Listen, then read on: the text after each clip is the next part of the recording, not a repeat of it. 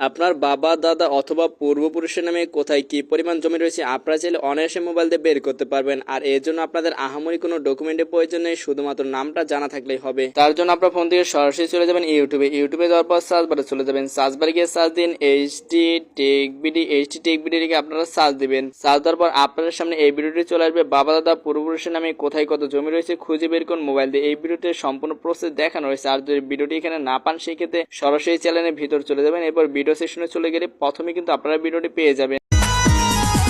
রংপুরে আইসা দেখি সুন্দর